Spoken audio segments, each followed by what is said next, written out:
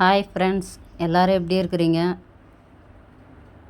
Video போகிறதுக்கே ரொம்ப late ஆயிடுச்சு. அதுக்கு என்ன காரணம்னு பார்த்தீங்கன்னா, வீடு கொஞ்சம் ஆல்ட்ரேஷன் வேலையெல்லாம் நடந்துட்டு இருந்துச்சு. பெயிண்டிங் ஒர்க்கும் போயிட்டு இருந்ததுனால கொஞ்சம் லேட் ஆகிடுச்சு வீடியோ போடுறதுக்கு. வேறு எந்த காரணமும் இல்லை.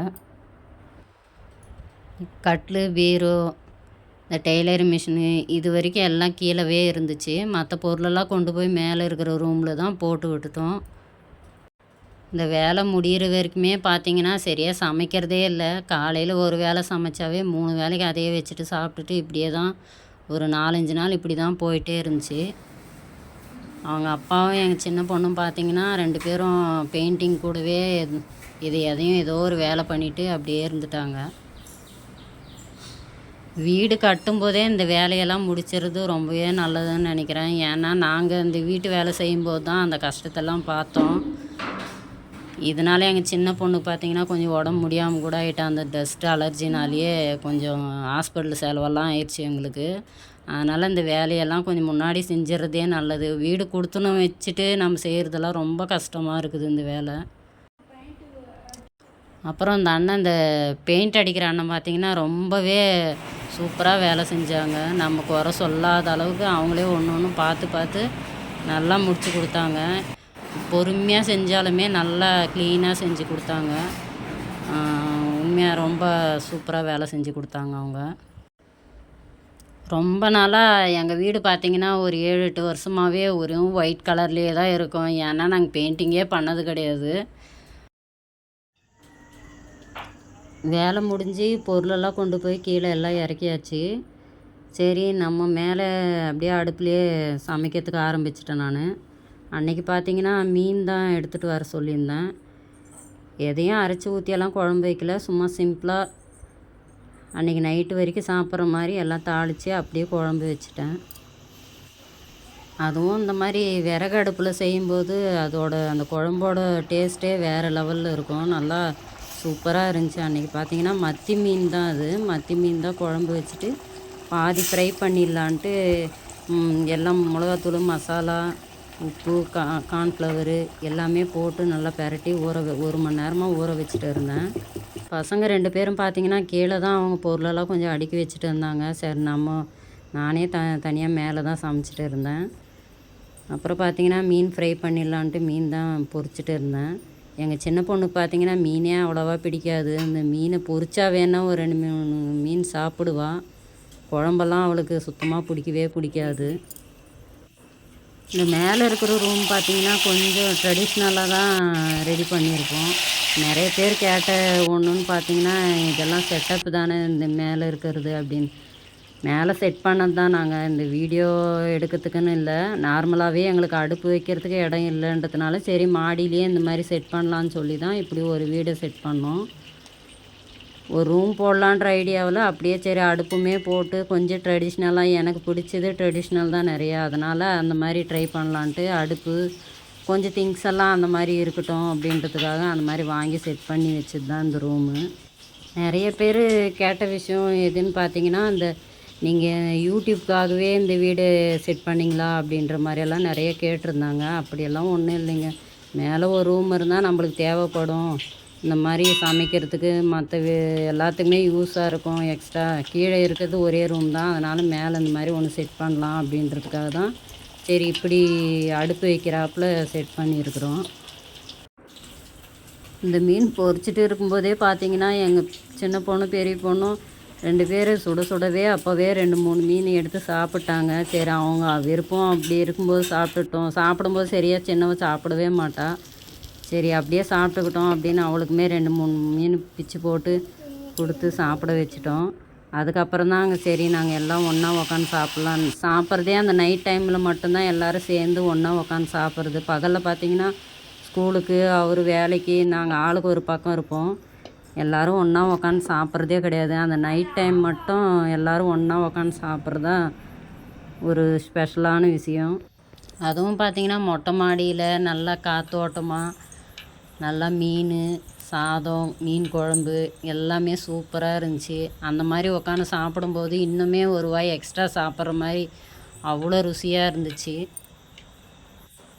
ஒரு 4-5 நாளைக்கு அப்புறம் பார்த்திங்கன்னா இன்றைக்கி தான் ஒரு நல்ல சாப்பாடு சாப்பிட்ட ஒரு திருப்தியாக இருந்துச்சு. அப்படியே பேசிகிட்டே நல்லா காற்று வாங்கிட்டே நல்லா ஜாலியாக சூப்பராக சாப்பிட்டு முடிச்சாச்சு.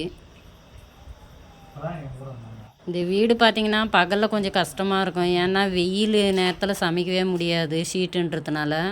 ஆனால் நைட் நேரத்தில் நல்லாயிருக்கும். பெரும்பாலும் நைட் நேரத்தில் மேலே அடுப்பில் செஞ்சுக்குவோம். பகலில் வேணால் கீழே கேஸ் அடுப்பில் செஞ்சுக்குவேன்.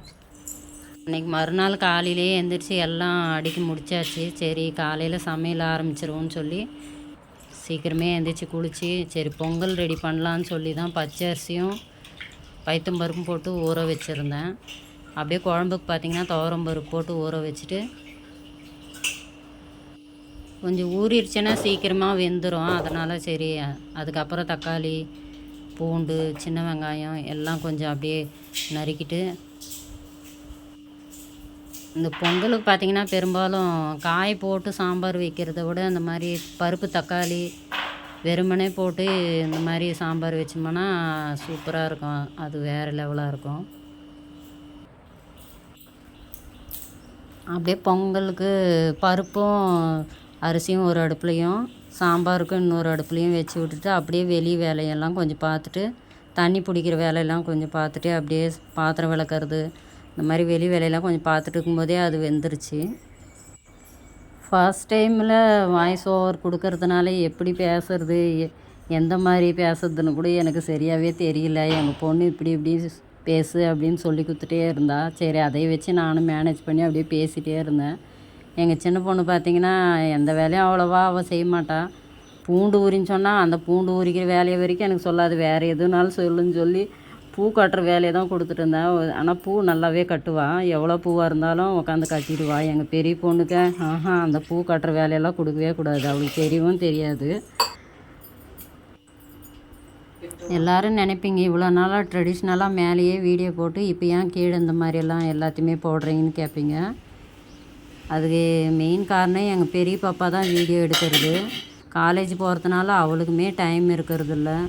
ஈவினிங் டைம் வந்தால் அவளுக்கு படிக்கிறதுக்கு இதுக்கே நேரம் சரியாக இருக்குது. சரி அவளையும் நம்ம தொந்தரவு பண்ணக்கூடாது சரின்றதுனால தான் நம்ம ட்ரைபேட் வச்சு நம்ம கீழேயே நம்ம செய்கிறத வச்சு நம்ம ரெடி பண்ணி போடலாம் அப்படின்னு சொல்லி தான் சரி இந்த மாதிரி எல்லாம் கலந்து எப்போவுமே மேலேயே செஞ்சுட்டு இருக்க மாட்டோம். கீழே இந்த மாதிரி காலையில் ஸ்கூலுக்கு போகிறதுக்கெல்லாம் மேலே செய்யறதுக்கு கொஞ்சம் லேட் ஆகிடும். அதனால் கேஸ் அடுப்பில் தான் நிறைய செய்வேன். மற்ற ஃப்ரீயாக இருக்கும்போது ஈவினிங் டைமில் மேலே செய்வேன். இந்த சாம்பாருக்கு பார்த்திங்கன்னா தக்காளி, மஞ்சத்தூள், பெருங்காயம், பூண்டு, சின்ன வெங்காயம், பச்சை மிளகா ஒரு 2-3 பச்சை மிளகா தாளிக்கும் போது வர மிளகா போட்டு தாளிச்சிக்கலாம். இது வரைக்கும் போட்டு நல்லா வேக வச்சுட்டு அதுக்கப்புறம் நல்லா புளி போடல நான். இதுக்கு புளி போட்டால் அது வேறு ஒரு டேஸ்ட்டில் மாறிடும். காய் போட்டால் புளி போட்டு செஞ்சால் நல்லாயிருக்கும். இதுக்கு நான் புளி போடாமல் தான் செஞ்சேன். கடைஞ்சி வச்சுட்டு அப்படியே தாளிக்கிறதுக்குன்னு பார்த்திங்கன்னா கொஞ்சம் எண்ணெயும் பொங்கலுக்கு தான் தாளிப்பு ரெடி பண்ணிகிட்டு இருந்தேன். எண்ணெய் கொஞ்சம் ஊற்றிட்டு அப்படியே நெய்யும் கொஞ்சம் ஊற்றிட்டு இஞ்சி போட்டு நல்லா பொரிஞ்ச உடனே மிளகு கொஞ்சம், சீரகம் கொஞ்சம், வரமிளகா 2, கருவேப்பிலை போட்டு நல்லா தாளித்து முந்திரி பருப்பும் அது கூடவே கொஞ்சம் சேர்த்து நல்லா பொன்னிறமாக வந்தவொடனே அப்படியே தாளித்து கொட்டிட்டுனா நல்லா சூப்பராக கமகமானு பொங்கல் ரெடி ஆயிடுச்சு.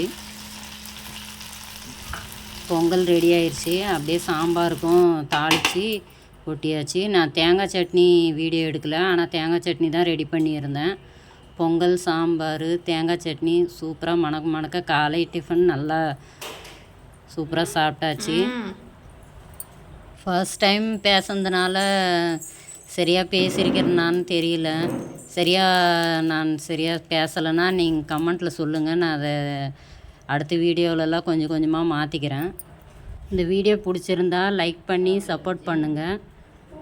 நெக்ஸ்ட்டு ஒரு இன்ட்ரெஸ்டிங்கான விலாகில் சந்திப்போம். பாய்.